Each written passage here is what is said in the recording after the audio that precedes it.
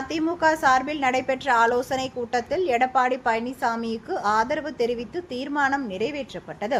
மதுரை சாலையில் உள்ள தனியார் திருமண மண்டபத்தில் அதிமுக மேற்கு மாவட்டம் சார்பில் ஆலோசனை கூட்டம் முன்னாள் அமைச்சரும் மேற்கு மாவட்ட செயலாளருமான ராஜேந்திர பாலாஜி தலைமையில் நடைபெற்றது.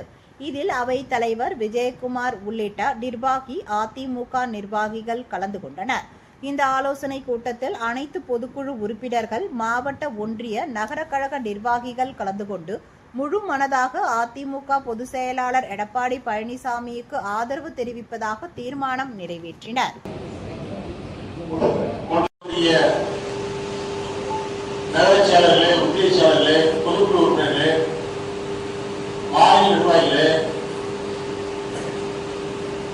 மாவட்ட நிர்வாகிகளே, நகர நிர்வாகிகளே, அனைவருக்கும் கனிவான பணிவான நன்றியாக வழங்கி சொல்லி அன்புச்சோர் மாவட்ட விஜயகுமார் பேசிய போதும் கட்சியிலே எல்லோரும் வேகமாக முனைப்போடு பணியாற்றியிருந்தால் வெற்றி அடைந்திருக்கும் என்ற எண்ண உணர்வோடு சொன்னார்கள், பேசினார்கள்.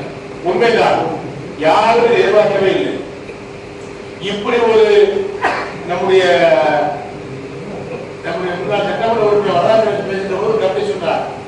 இது நிலையானது அல்ல, இது ஒரு சுனாமி போன்றது, இது ஒரு புயல் போன்றது, இது ஆடி அடங்கிவிடும்.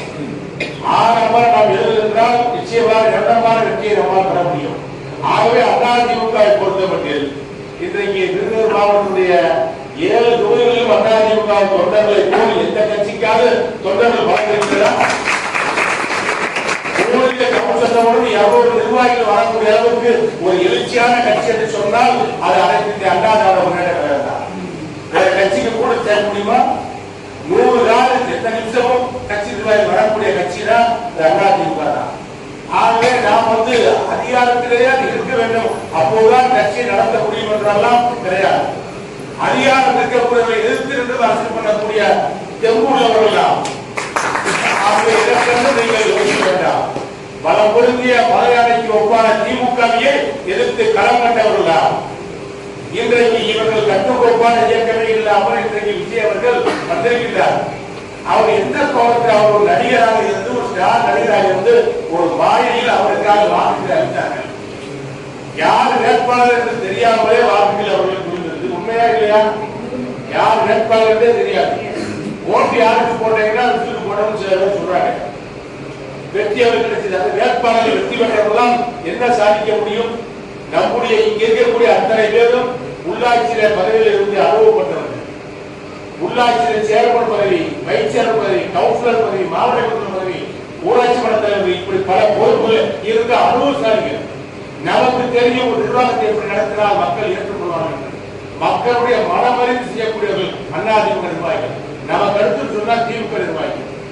ஆக இந்த தேர்தல் அதிமுக வெற்றி வரும், திமுக 2வது வரும் என்பதுதான் பெரும்பாலான பத்திரிகைகளுடைய கணிப்பு. அதையெல்லாம் கடைசி 4 நாட்களிலே ஒரு மாய உலகத்தில், ஒரு இனம் புரியாத உலகத்தில் ஒரு செல்போனிலே மக்கள் மயங்கிவிட்டார்கள். அதில் இன்ஸ்டாகிராம் மூலமாக மக்களுடைய மனநிலையை மாற்ற முடியும், ஓட்டுகளை மாற்ற முடியும் என்பதை வெளிநாடுகளிலே கேள்விப்பட்டோம். அது தமிழ்நாட்டில் நடந்திருக்கிறது.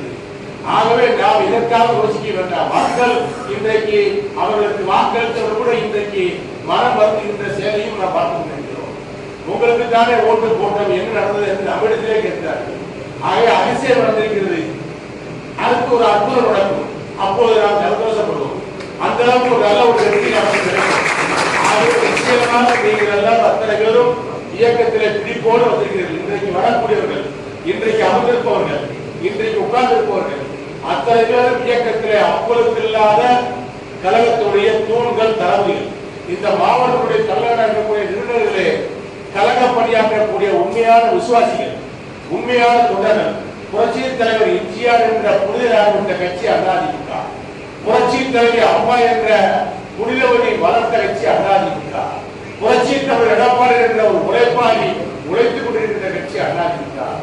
அவரை விட்டால் இன்றைக்கு கட்சியிலே சரியான நபர், சரியான தலைமை நமக்கு கிடைக்காது.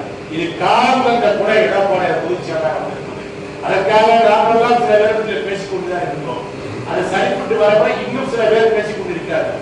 அதற்குரிய இயக்கத்துடைய முன்னோடிகள் பேசிக் கொண்டிருக்கிறார்கள். அந்த பிரச்சனைகளை கட்சியுடைய தலைமை பார்த்துக் கொள்ளும். நம்முடைய கடமை என்ன? கட்சிக்கு தலைமைக்கு விசுவாசமாக இருக்க வேண்டும், கட்சியின் பின்னால் இருக்க வேண்டும், கட்டுக்கோப்பாக இருக்க வேண்டும். அந்த அடிப்படையில் நீங்கள் அத்தனை பேரும் பணியாற்றுங்கள். வாக்காளர்களுக்கு நன்றி தெரிவிங்கள், நன்றி தெரிவித்து உட்கோல் சேர்த்து ஓட்டுங்கள், வாக்குறுதி ஓட்டுங்கள், அல்லது போர்டு வைக்கணும். உங்கள் பகுதியில் நகரக்கழகம் ஒன்றிய கழகம் சொன்னால் ஆங்காங்கு ஒரு 4 இடங்களிலே ஒரு ஒன்றிய செலவு 4 இடம், நகர செலவு 5 இடம், இப்படி போர்டுகளை வைக்கணும். போர்டு வச்சு 6 போர்டு நன்றி தெரிவிக்கலாம், பேர்ல கீழே விட்டு நன்றி தெரிவிச்சு போர்டு வச்சிருக்கேன். நமக்கு கிட்டத்தட்ட 1,30,00,000 வாக்காளர்கள் எடப்பாடியார் முதலமைச்சராக வர வேண்டும். அந்த வாக்காளர்களுக்கு நாம் நன்றி தெரிவிக்க வேண்டும். இன்றைக்கு வாக்களிக்க தவறிவிட்ட வாக்காளர்களுக்கும் நாம் நன்றி தெரிவிக்க வேண்டும். ஆகவே வண்டி தெரிவித்து அவரவருக்கு விருப்பப்பட்டவர்களுக்கு போர்டு வைங்கள் அல்லது வாக்குறுதி ஓட்டுங்கள். என்ன இருக்கிறதோ விருந்தினர் தொகுதியிலே அத்தனை வைங்கள். மாவட்ட குழுவைக்கும் இதை வைக்க வேண்டும். ஆகவே வாக்காளர்கள் இன்றைக்கு மக்கள் நம் பக்கம் தான் இருக்கிறார்கள். அதிமுகவை அவ்வளவு எளிதில் மக்கள் கைவிடவே மாட்டார்கள். இன்றைக்கு நீங்கள் நினைக்கலாம் கேபிஆர் பாலாஜி வெற்றி வாய்ப்பை தவறவிட்டு விட்டார்கள். நான் இன்றைக்கு தமிழ்நாட்டில் ஏற்பட்ட சுனாமியில் சிக்கியவன் நானும் ஒருவர். இது மிகப்பெரிய ஒரு சிக்கல் தான். நமக்கு உழுவக்கூடிய ஓட்டுகள் தான் அவர்கள் வாங்கினார்கள். திமுக ஓட்டு அப்படியே விட்டுச்சு, அவர்களுக்கு சரியாக விழுந்து விட்டது. திமுக இன்றைக்கு வாங்கிய ஓட்டுகள் இங்கே விஜயபர்வார வாங்கின ஓட்டை பாருங்க, நாடாளுமன்றத்தில் மாநில அந்த ஓட்டு சரியா வாங்கிட்டாங்க. ஆனா நம்மளும் பிஜேபி நம்மளுடைய கூட்டணி கட்சி வாங்கக்கூடிய ஓட்டுகள் இன்றைக்கு மாற்று அடிக்கி சென்று அது ஒரு கால சூழ்நிலை. அதை நாம் பெறுவதற்கு தவறு விட்டோம். தவறு விட்டு சொல்வதை விட கட்சியினுடைய நிர்வாகிகள் எல்லாம் என்னை பொறுத்த மட்டும் நல்லாதான் வளர்த்தாங்க. யாரும் குறைவாக வேலை செய்யவில்லை, யாரும் வேலை செய்யாமல் இருக்கவில்லை. அண்ணன் கலாநிதி சொன்னது போல் நம்முடைய சில பிரச்சனைகளை சில இடங்களில் பேசினார்கள். அது உண்மைதான். அந்த கலாச்சாரத்தை இனிமேல் விட்டுணும். அது பெரிய கேவலமான கலாச்சாரம். அதனால்தான் நம்முடைய வெற்றி சில நேரத்தில் தவறிச்சோம் சந்தேகம் வருது. நல்லா ஓடிட்டு இருக்கிற குதிரையில பந்தய கட்டுறதுக்கு அப்புறம் தான் கால ஒடிக்க கைவிடிக்காங்க, தட்டிவிட ஆரம்பிக்கிறாங்க. ஆகவே இனிமேல் அப்படி ஒரு சூழ்நிலை வராத அளவுக்கு இயக்கத்துடைய தொண்டர்கள் நிர்வாகிகளை ஊக்கப்படுத்துவதாக நீங்கள் செயல்படுங்கள்.